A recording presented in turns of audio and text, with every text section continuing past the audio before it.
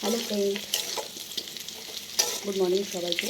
নিশ্চয়ই সবাই খুব ভালো আছো, আমিও খুব ভালো আছি। তো আজকে যেহেতু বুদ্ধ পূর্ণিমা, তাই জন্য নিরামিষ করছি পটল দিয়ে, সোয়াবিন দিয়ে, আলু দিয়ে তরকারি।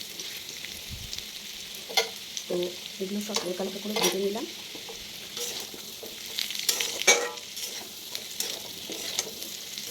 পটলটা আগেই ভেজে নিলে হতো, কিন্তু আমার আর ভাজা হয়নি, গ্যাস একটু পাড়া আছে। এটা এখন মশলাটা দিয়ে দিচ্ছি।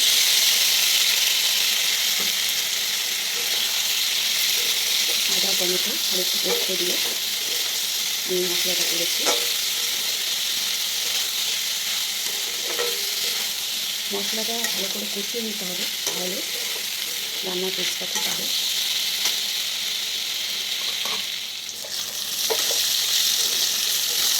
মশলার জলটা একটু দিয়ে দেবো।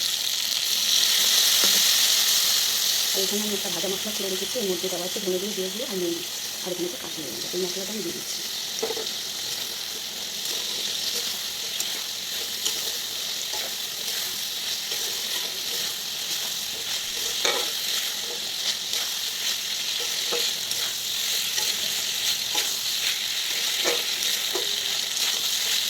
ভালো করে মশলাটা কষিয়ে এরপর আমি জল দিয়ে দেবো। আর মশলার মধ্যে এই যে আদা রসুন পেস্টটা করেছিলাম, তার মধ্যে কাঁচা লঙ্কা ব্যাপারটা দিয়েছি, তাই আর কাঁচা লঙ্কা দিলাম না।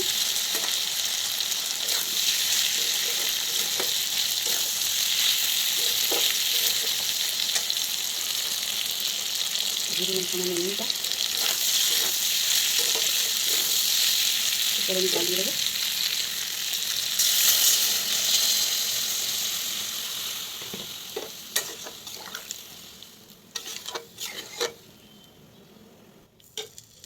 বেশি রিচ করিনি, কারণ গরমটা যা পড়েছে তার মধ্যে একটু হালকা পাতলা খাওয়াটাই ভালো শরীরের পক্ষে।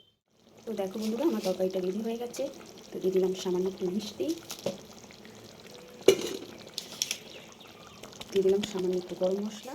তো তরকারিটা আমার রেডি হয়ে গেছে। যদি তোমাদের ভালো লাগে থাকে প্লিজ একটা লাইক করে দিও। আর সবাই ভালো থেকো, সুস্থ থেকো। টাটা সবাইকে।